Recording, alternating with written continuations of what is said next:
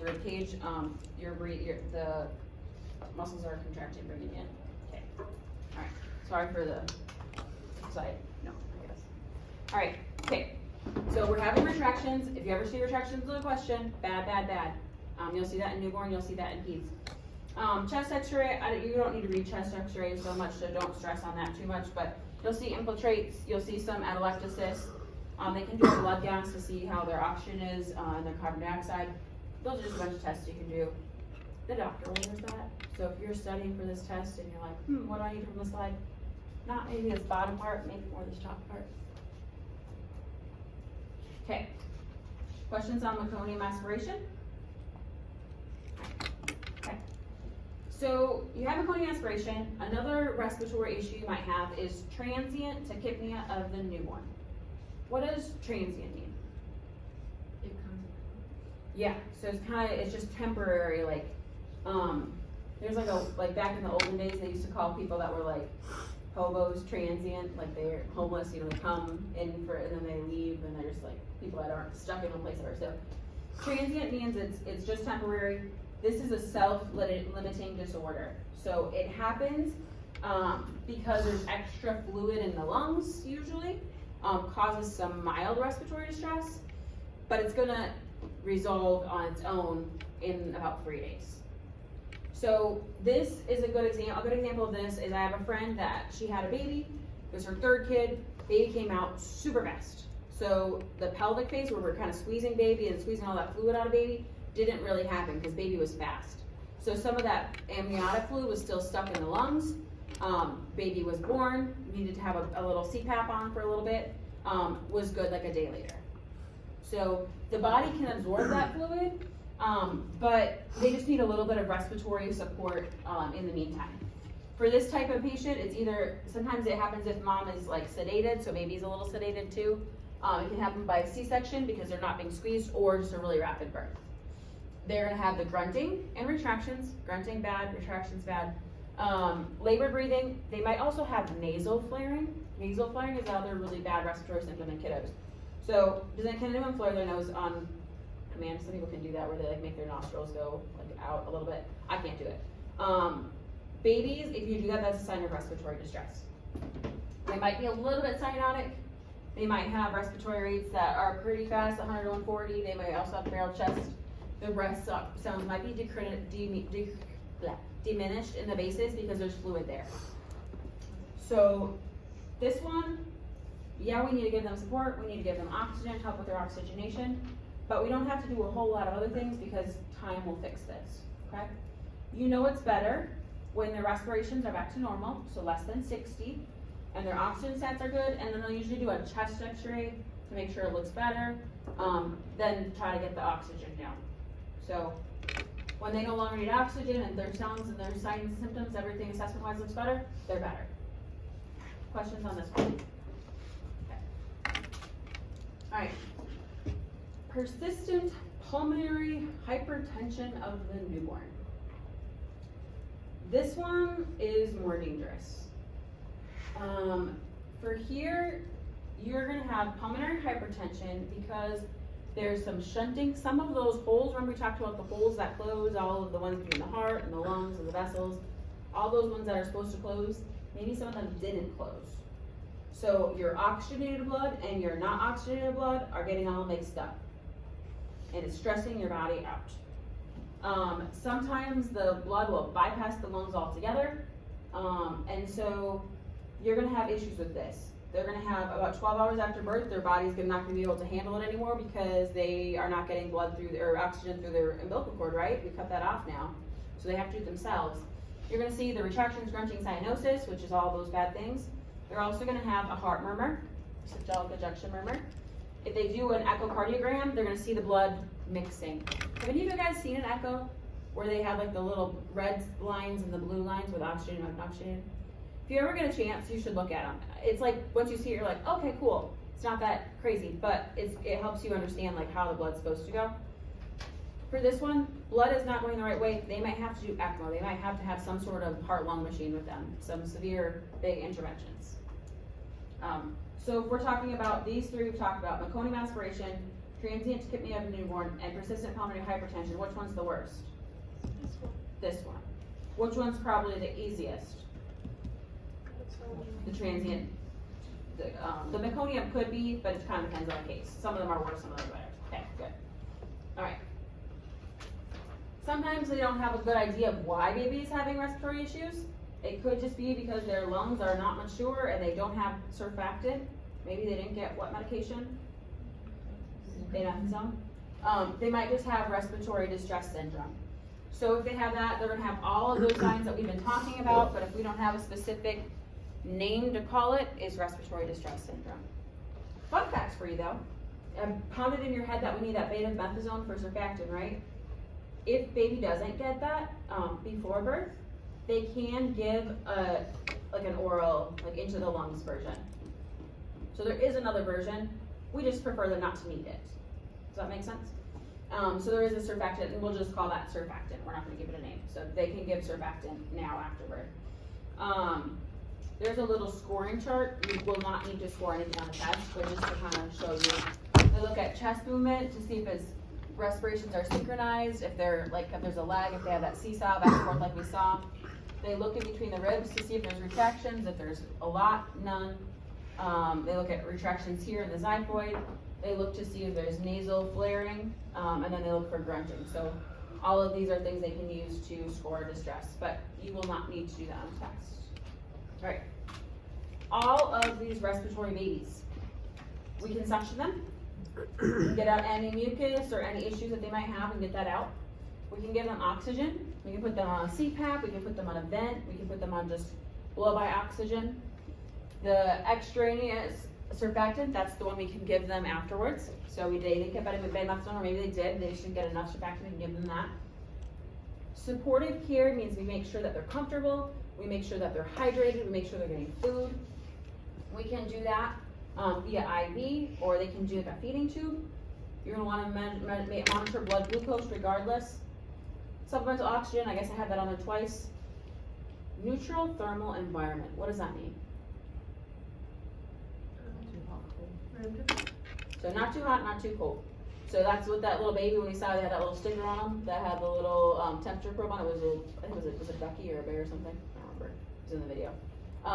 They're gonna be monitoring baby's temperature, and they're gonna make sure that that environment that they're in, that isolette, that warm or whatever it is, isn't too hot or too cold. So I know it's like kind of a big phrase for that, that just means we need it comfortable. Most of these ones, neutral thermal environment, if that's an option on a little select all apply, you probably want that. We don't want these babies, they're not good at controlling their own temperature. If there's an infection, we can give antibiotics. We don't want to do something with baby, go check the computer, do something with baby, go check the computer, go do something with baby. We don't want to have a lot of cares like that go on and on and on and on and on throughout the day. These babies, anytime you touch them and mess with them, their oxygen demands go up. So we do this thing called clustering of care. We kind of try to do all the things, get all of your supplies, be all the way ready, be quick about it, do your lab draw, do your feeding, change, whatever you need to do, get it all done, and then let baby rest.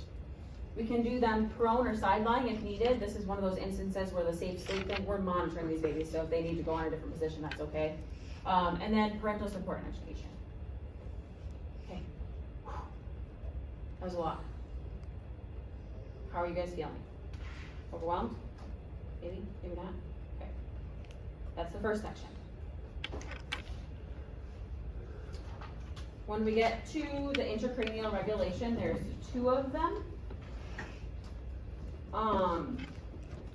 They're very similar. They're not as much tested as the other stuff. That was a good thing for you to know.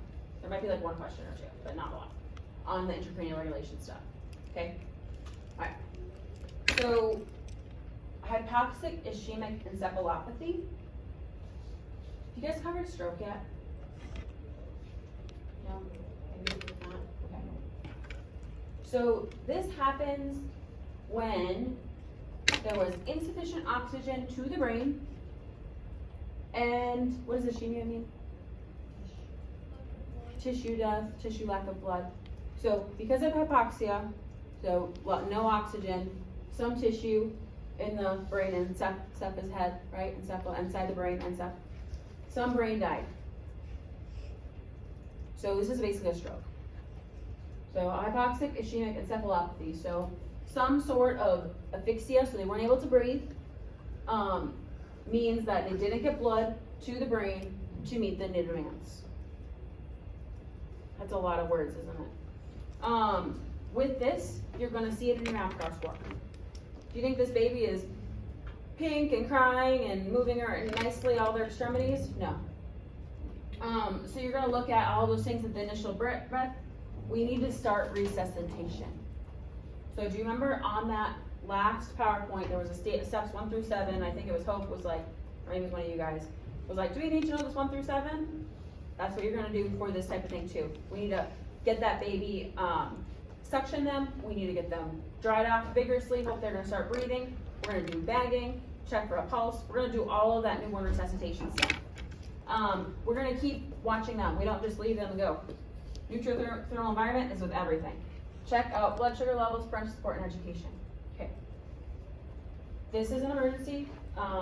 This is not a very positive diagnosis to have. 30% of babies with this die. And then out of the ones that do make it, 50% have neural developmental delays. So they might be like a cerebral palsy, it might be like a learning disability, intellectual disorder, speech disorder. So if you have this is not a good thing. I mean, none of these are good things, but this one is gonna have some lifelong implications. Okay, all right. Where periventricular, where would you think that is, or intraventricular? So we're still brain, so your brain ventricles. This is bleeding. Okay. What do we give to babies to prevent bleeding? Vitamin K. So if baby didn't get vitamin K, are they at more risk for this probably? Yes. All the people that are like, we don't want vitamin K, do you think the babies are more at risk for this? Yes. I mean, that's not a good thing, I shouldn't make a thumbs up, but this. So this is bleeding the brain. Because they're so little, those blood vessels in the brain are really fragile. This usually happens within the first 72 hours, so first few days. There's a bunch of different grades. You don't need to know how to grade them. You are going to be looking for unexplained drops in labs like hematocrit. Baby is all of a sudden really pale. They don't have good perfusion. Maybe they're getting a little cyanotic. They could have some seizures. Do you think parents know what seizures look like? They may or may not. They might just be like, my baby's doing something weird, come quick. They might have a high-pitched cry. Hypotonia. What does hypotonia mean? Floppy. They're not tight like a newborn should be. They'll probably also have a weak suck. We do this, we can do some ultrasounds to look at their brain and see what happens. This 50% of these will happen in the first 24 hours, and the other percent will be, or 90% of all of them are within the first 72 hours. Premature, low birth weight, those are both big risk factors for this. Additionally, the asphyxia, kind of like we talked about with the last one, if they're not breathing properly, I think that's a risk factor. Lack of vitamin K. Sometimes if we have to put people on the vent, babies on the vent, that can be a complication. So if they're not breathing well to the point where we need to do mechanical ventilation, that's also associated with the symptoms too. These babies can go into shock, they might die. We don't teach shock in babies in this class. I don't think any nursing school probably teaches shock in babies, but just know it could progress and get really bad. Okay. But is there tons of questions on this one on the test? No. Just making sure. We want to prevent this. We want them to get vitamin K. We want to make sure if they have anemia or acidosis or hypotension, we're going to fix it. We want to make sure that they're in flex contained positioning. Does that sound like swaddling to you? Sounds like swaddling to me. We're keeping them nice and tight. We're going to measure their head because those fontanelles, there's some wiggle room there, right? Their head can get bigger. We want to make sure that it's not growing a lot because that could mean they're bleeding a lot. Clustering our care, limiting stimulation. Do we want big IV pumps beeping and bright lights and code blue alarms going off in that room? No. And this is going to be a long-term thing, so we need to support our parents. Okay. Alright. Infection. Changing gears.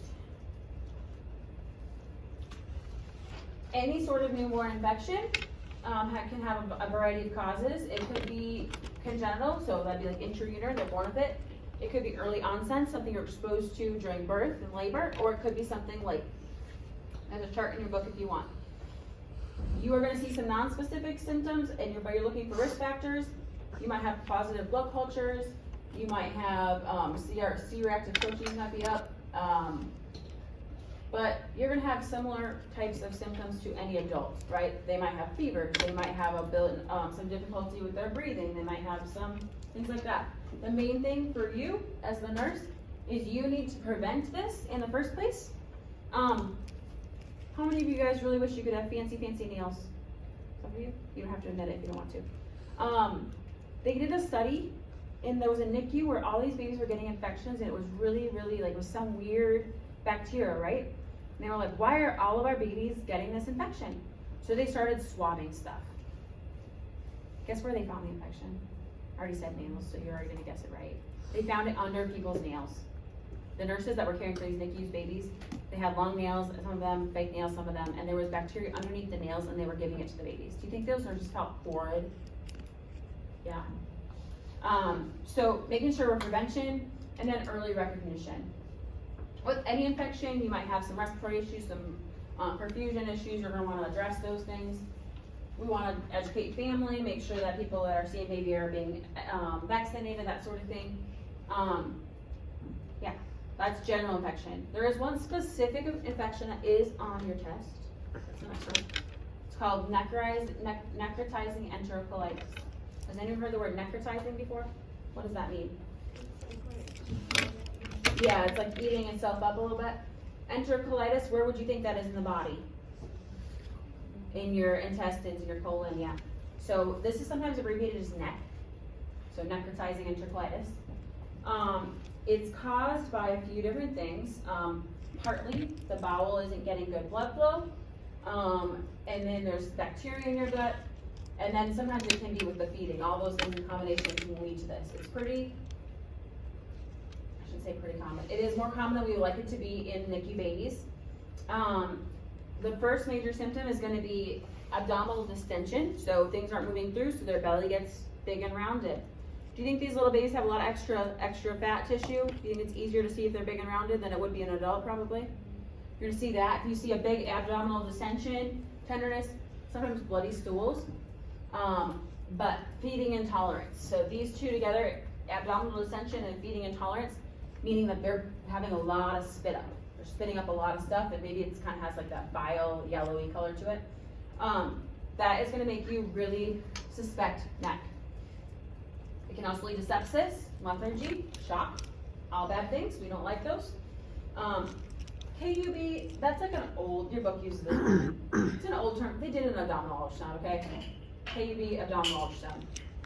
And it shows some air in there, it shows some dilation. And this is not a good one. Do you think we keep feeding these babies? Yeah. The next slide is a little chart from your book, just things that might put you at risk for developing NEC. Any sort of preterm labor, prolonged rupture of membranes, preeclampsia, all of those different things that, not all, a lot of the different complications we talked about during pregnancy. And then different issues that they might have after birth. I don't need you to memorize it, but kind of know the gist. Alright, so we're not feeding baby. What do we call that when we're not feeding someone? NPO, bowel arrest is another word for it too. They might give them antibiotics. It's not necessarily an infection thing. It's more the bowel kind of shut down and there's risk for infection, but they might give them antibiotics too. IV fluids, they can do surgery if they need to and put in an ostomy. The junky part about NEC is the mortality rate is 50%. Do you think it matters if we identify this early or late though? It's probably better if we identify early than late, yeah. And so it can last like 3 days, it can last several weeks, but they're gonna be NPO. They have found that human milk, so breast milk, is protective against NEC. So, a lot of, NICUs nowadays have NICU milk donor banks. So they'll test women who are already breastfeeding their own kid, or hopefully they're breastfeeding, they're producing milk. They'll test them for a whole bunch of stuff in advance, do like a big workup, and then they'll actually buy their breast milk to give to these NICU babies, because they found that it's protected against NEC. This can lead to sepsis. Sepsis is bad. Yeah. Questions on NEC?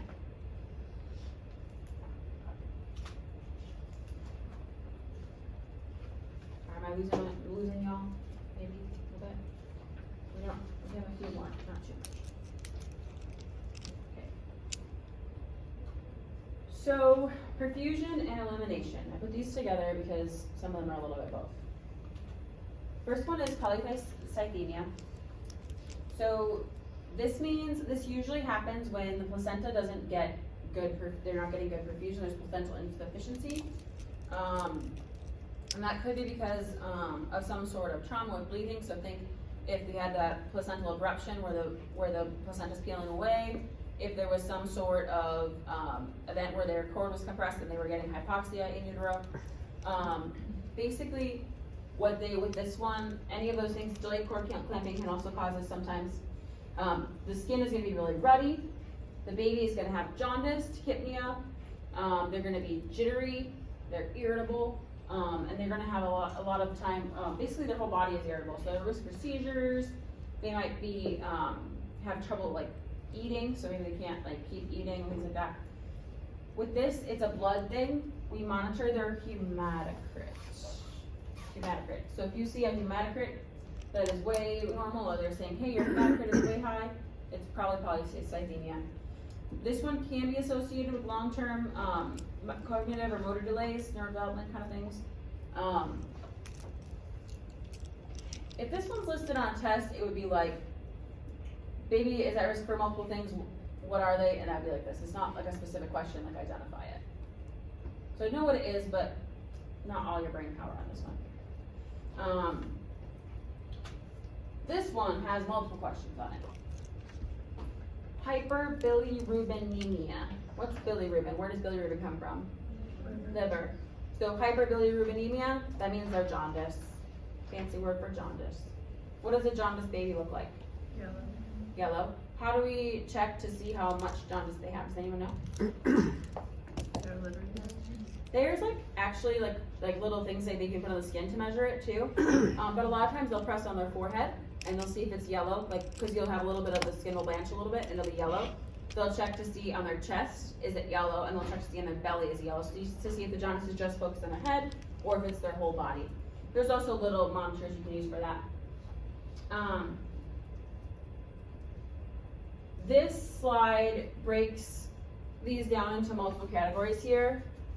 Don't worry about knowing the difference between early and late onset breastfeeding jaundice. So with jaundice, there's a high bilirubin level. You could do a blood draw and do it. We don't do a lot of extra blood draws on babies, so we probably won't be checking a lot of them, but you could. Early onset breastfeeding jaundice means that mom's milk hasn't come in yet. We poop out the bilirubin. So if baby's not eating a lot, they're not gonna poop a lot. So early on, they might be yellow because of breastfeeding until milk comes in, and then once milk comes in, the jaundice will resolve. Does that make sense? So that one's not too complicated. Sometimes breastfed babies have the jaundice sticks around for a little longer. We don't really know why, but that would be like the late onset breastfeeding jaundice. Just know until milk comes in, they might be a little more yellow. Once milk comes in, they'll be better. Now, if they have jaundice that they are born with, like they either come out and they have a lot of jaundice, within the first 24 hours of life, this is a problem. There's this word right here, kernicterus. This is a bad thing. You don't want that. With this, they are usually going to end up with brain damage. They could end up with cerebral palsy. They could end up with hearing loss.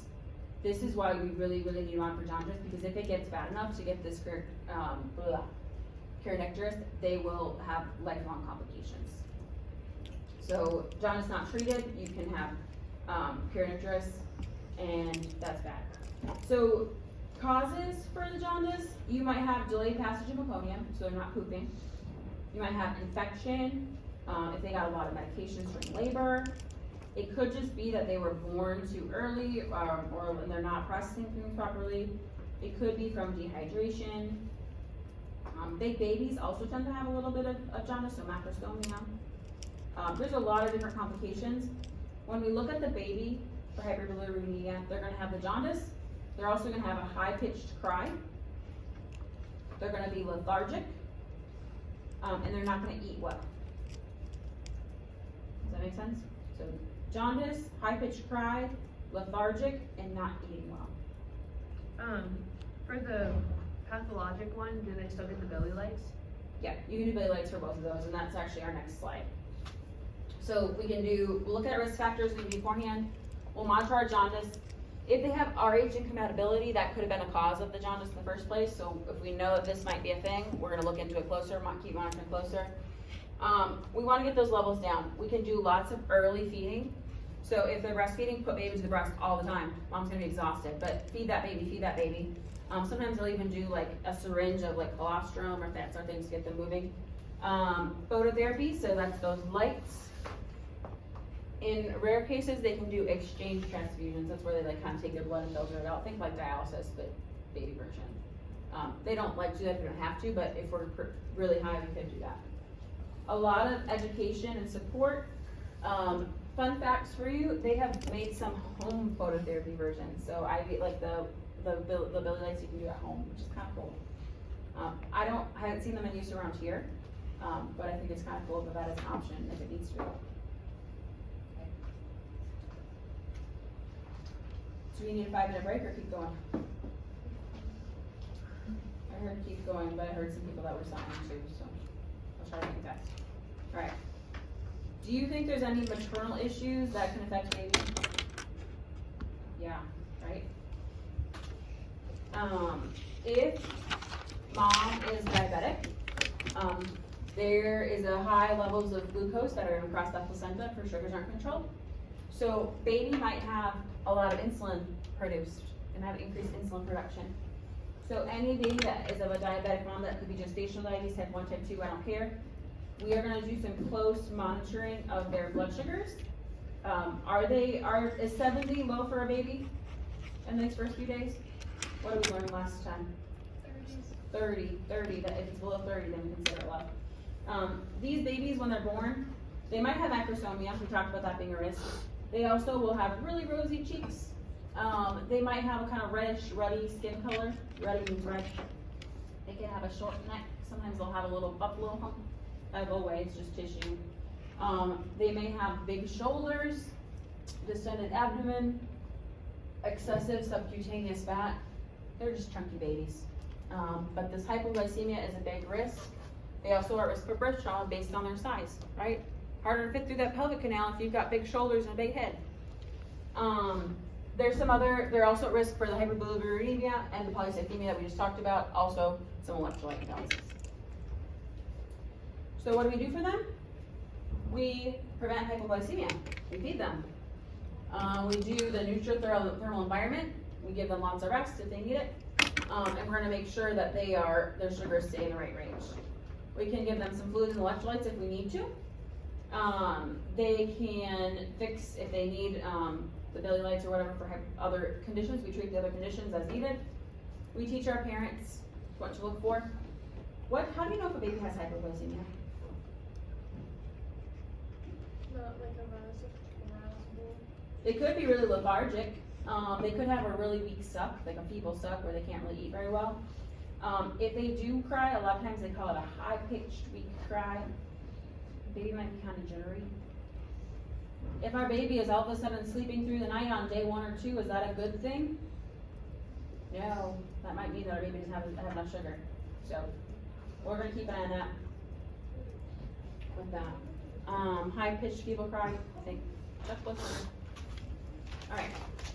If you have someone who has been abusing substances, the most common ones that women use, tobacco, alcohol, marijuana, there may be some physical and mental disorders that appear at birth.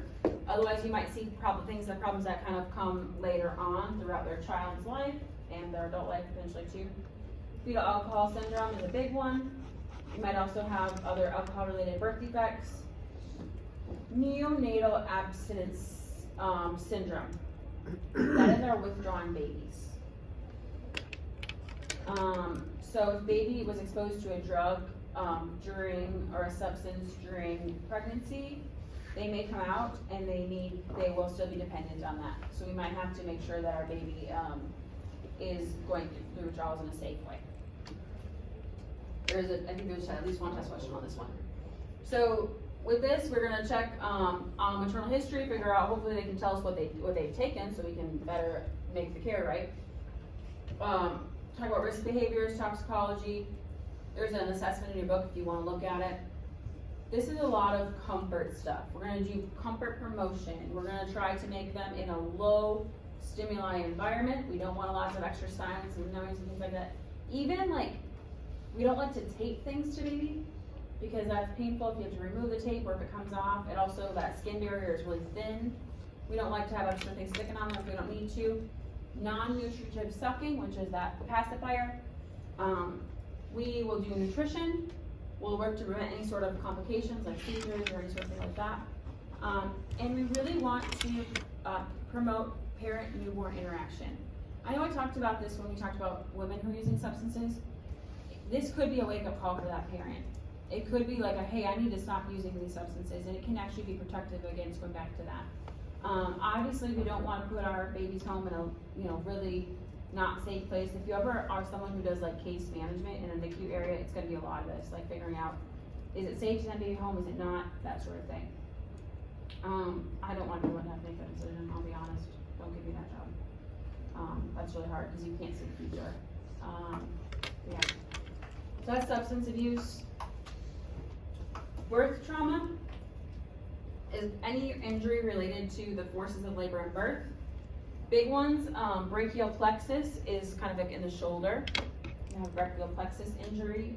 You can have a cranial nerve trauma where you might have like a face, like a droop or something like that based on something being from there.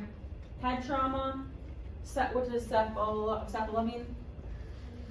What does hematoma mean? So like a blood pooling in the head somewhere from, maybe it's from like a forceps or something, or vacuum extractor, there's a blood blister in there. Caput means head as well. This one right here is, there's kind of that coning from the head, so think about the cone heads that come out because they were squeezed through the birth canal. You might see bruising, bumps, swelling, paralysis, symmetry of structure and function. Sometimes they'll even break like a clavicle, like going through, like their shoulders won't fit, so they'll break a clavicle. So you'll want to make sure you're checking, like baby's screeching and screaming, you want to make sure that there's nothing right there that could mean that they broke a clavicle, because you're going to have to assess that. If there's any sort of birth trauma that you're aware of, you want to give supportive care, assess for resolution, make sure that it's kind of getting better or if it's getting worse. Support and education, and then realistic appraisal of the situation. We want to tell mom, oh, it's fine, it'll be great, when it's like a lifelong complication. No, we don't. We want to be realistic. Oh, this will probably resolve in this amount of days. This will probably resolve in this amount of days. We'll have to keep an eye on it to watch for these things. Be realistic. Never just be like, oh, it's fine. Because in their mind, is it fine? And it's probably, we need to make sure we're looking at that. So,